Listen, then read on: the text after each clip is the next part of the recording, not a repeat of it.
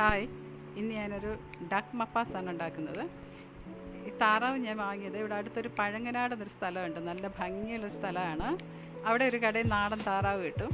അവിടോട്ട് പോകുന്ന വഴിയിലെ കാഴ്ചകളാണിത്.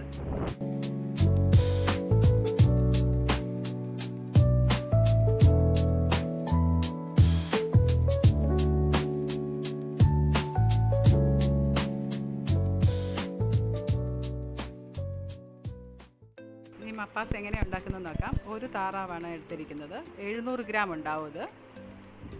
അതിനായിട്ട് ഒരു പ്രഷർ കുക്കർ ചൂടാക്കി 4 ടേബിൾ സ്പൂൺ വെളിച്ചെണ്ണ ഒഴിക്കുക.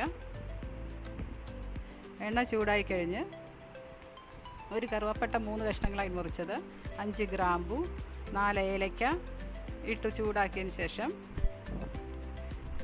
2 വലിയ സവോള നീളത്തിൽ മുറിച്ചത്,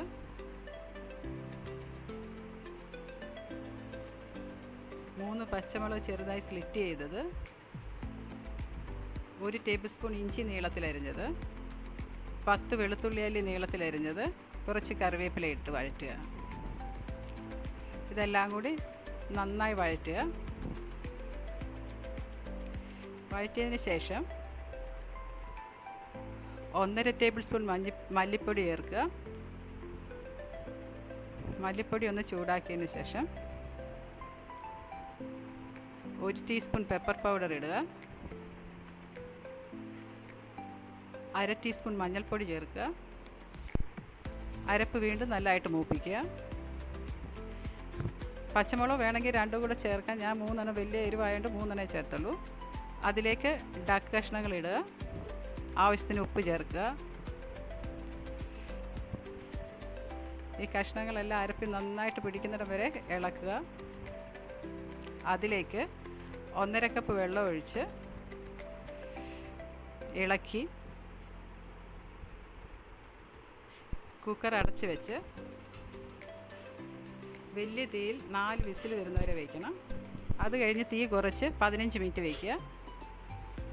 പ്രഷറെല്ലാം പോയി കഴിഞ്ഞ് ഞാൻ വേറൊരു പാൻ വെച്ചിട്ടുണ്ടായിരുന്നു. അതിനകത്ത് താറാവ് കഷ്ണങ്ങളിട്ട് 2.5 കപ്പ് തേങ്ങയുടെ 2ാം പാൽ ഒഴിച്ച് ചെറു തീ 2-3 മിനിറ്റ് അടച്ച് വെച്ച് വേവിക്കണം.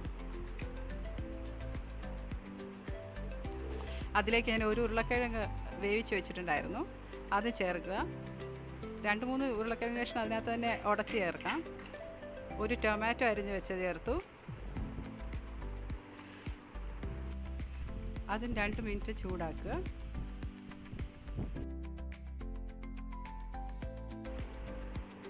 അതിലേക്ക് 1 ടീസ്പൂൺ ഗരം മസാല ചേർക്കുക. അതിലേക്ക് 1 കപ്പ് തേങ്ങയുടെ 1ാം പാൽ ചേർത്ത് കുറച്ച് കറിവേപ്പിലയും ചേർത്ത് ചൂടാക്കുക. 1ാം പാൽ ചേർത്തതിന് ശേഷം നല്ലതായിട്ട് ചൂടായാൽ മതി. തിളയ്ക്കൊന്നും വേണ്ട, നല്ലപോലെ ചൂടാക്കുക. അത് കഴിഞ്ഞ് തീ ഓഫ് ചെയ്യുക. മപ്പാസ് റെഡി ആയിട്ടുണ്ട്. Thank you.